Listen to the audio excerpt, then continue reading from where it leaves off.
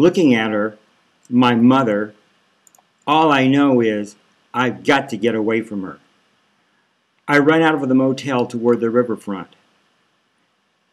As I'm running, I get the ransom call from a man in a black ski mask. I try to explain, "Look, I don't know what she told you, but if it's money you want, not with the kind of debt I have.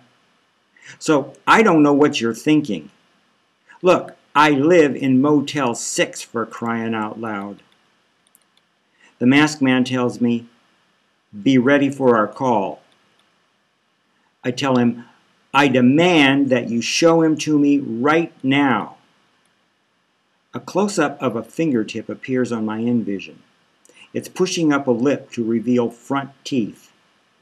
The view widens on the terrified face of my father. He tries to talk in spite of the hands gripping his jaw. "Annie? Is that you?"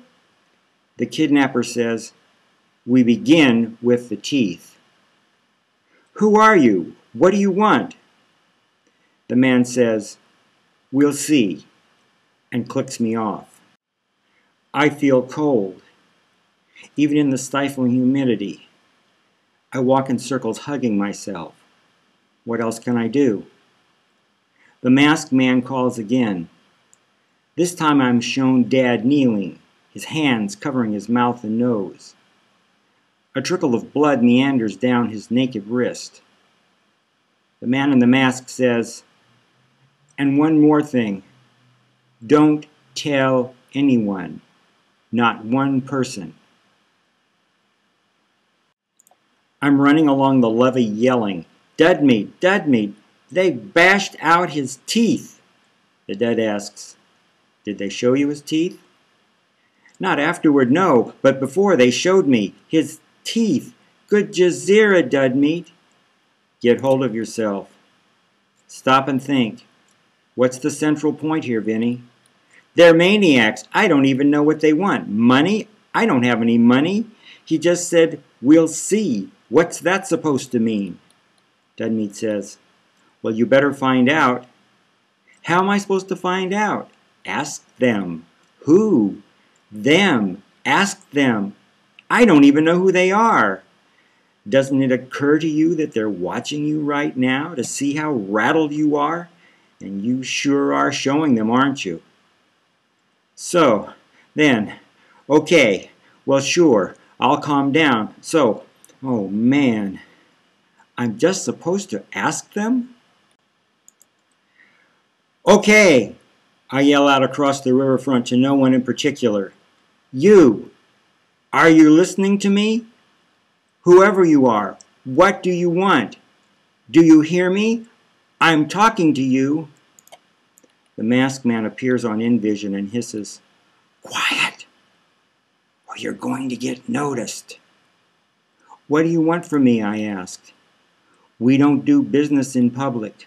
Go to the flea market." "Where in the flea market?" "We'll tell you through the Dud. And if you talk to anyone besides the Dud, anyone at all, it won't just be teeth next time," he says, and clicks me off. I ask Dudmeat, "You? Why you?" I run most of the way to the flea market, my side aching, and arriving catch my breath before squeezing through the crack in the wall. I ask Dudmeat, "Where do I go from here?" He tells me to ask the insurance guy who's standing under a sign draped in black bunting. The sign reads, "Infinite Requiem." Guy, dressed in a black suit like an undertaker, is talking to an elderly couple. His hands are clasped in prayer in front of his chest. Behind the three of them is an auto hearse as big as a bus.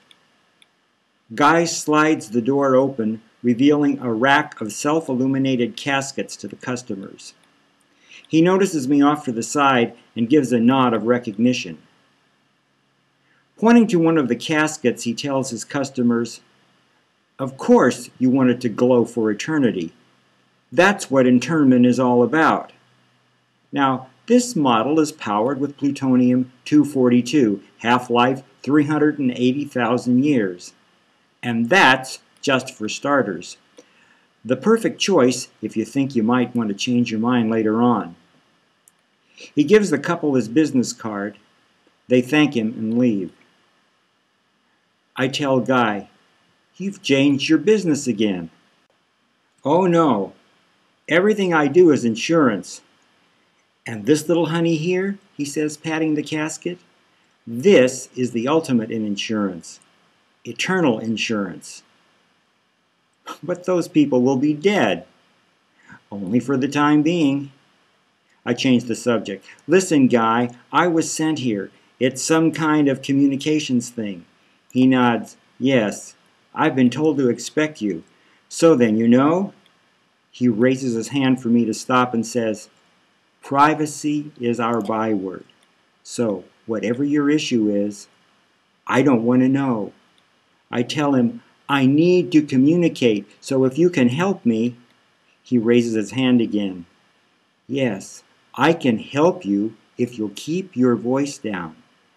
But first, I have to ask you, Vinny, do you need to go to the bathroom?" "What?" "Do you need to take a piss?" "No," I tell him. He leans his head to one side. "Are you sure?" He puts a finger to his lips, then motions me to step inside the big hearse, where he leads me past a rack stacked with glowing coffins. At the rear of the bus, a door opens onto a down ramp terminating on a patch of naked earth. He points to the dirt, hands me a shovel, and says, "Down there." "What's down there?" "What you're looking for. You're going to have to dig for it." It seems like I've been digging forever.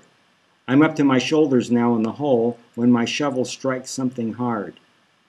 Guy says, "Don't tear it up," and hands me a dust broom. I sweep the dirt aside. The turquoise glow of the buried coffin fills the hole. I have a flash. "Oh my God! They haven't buried him down here, have they?" Guy assures me, "No, not him." And then he goes on, "This is not a typical use for our caskets, but we have found that with the 2-inch lead lining and with 5 feet of hard-packed dirt on top, this casket provides absolutely secure communications." The lid of the coffin comes open in 2 pieces, like a reclining double Dutch door. Guy tells me, "Get in." "What?" Dud Meat says, "If you ever want to see him again in one piece." Guy assures me, "It's okay. We're doing more and more of this kind of facilitation all the time. It used to be all people wanted was contact with the astral plane. But now, with all the surveillance, the uses changed to secure communications with the living." I lie down in the coffin, my head on a white satin pillow. Guy hands me something that looks like a piece of used chewing gum and tells me, "This is your ComCap communicator. Push it over your molar and bite down."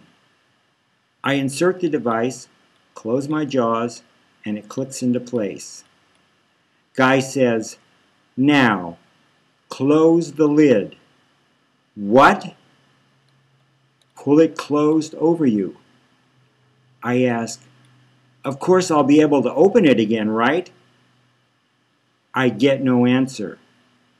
I start to climb out and tell them, "I don't think so." "It's the only way they're going to talk to you," says Dud Meat.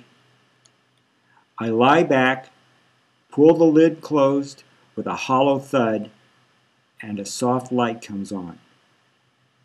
There's a terrifying moment when I'm sure I'm suffocating. Then I begin to relax. The pillow is soft, really, kind of cozy. A lens, embedded in the satin padding, stares me in the face. Dud Meat comes on in vision. So, this might be okay. And then a thud of dirt hits the lid. I crack open the lid and scream, "No!" Guy says, "You're letting dirt get on the pillow," and he shoves the cover closed on top of me. On Envision, I ask, "How long do I have to stay in here?" "Until the hole is filled." I tell them, "I think I have to go to the bathroom. Be quiet. It's hot as hell in here. Shh." The shovelfuls of dirt falling on my tomb sound fainter now. "Air. I need air," I tell them. Breathe shallow. "I got to pee." Quiet. Finally, Dead Meat tells me, "This is how it works. Think high-tech seance. The kidnappers won't negotiate directly with you. They'll only talk dud to dud. So, you'll talk to me, I'll talk to Marzipan, and Marzipan will communicate with the kidnappers, and reverse-wise. That's how it's done." Dad appears on Envision. He's tied to a chair with a gag in his mouth. His lips are swollen. The image of Marzipan is crying, caressing his hair. She tells Surveillance, "Come back later." "How much later?" I ask. Dead Meat says, "Shh." When Guy finally opens the lid, I tell him, "I can't wait in here forever." "Yes," he says. "I think you need take-home insurance." It's night back at the motel when the auto hearse finally arrives.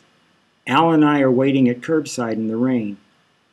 Auto workers unload the glowing casket, carry it out behind the swampy pool, and set it to rest next to the alley where an auto hoe was digging an oversized grave in the waterlogged earth.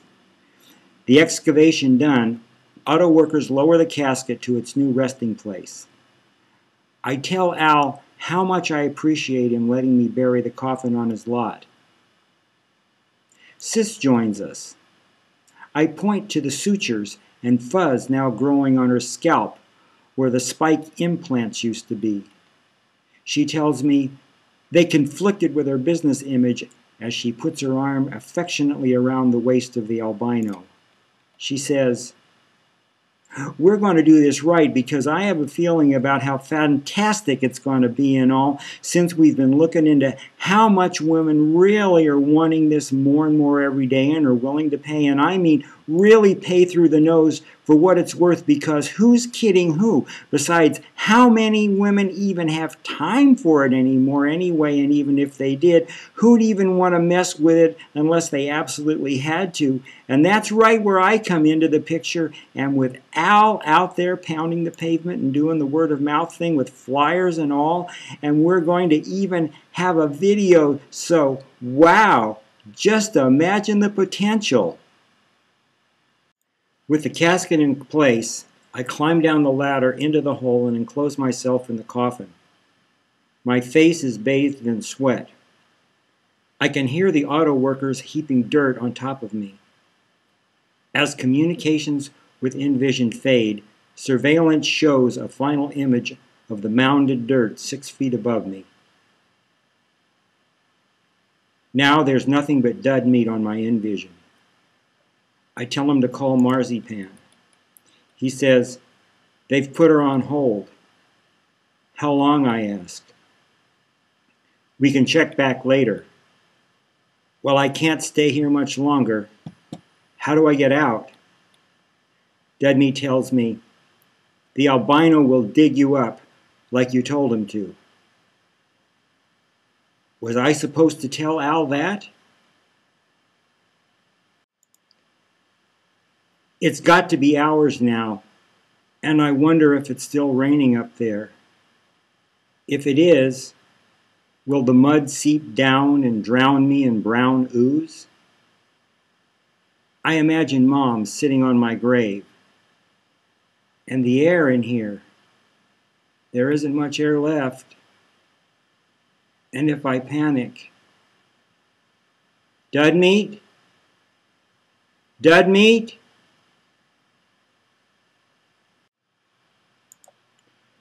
All for naught. Still no communication. When they finally dig me up, I fling open the lid and gulp the rain-laden air. I look up at the motel landing to see Mom smiling down on me. I've got to find a better way.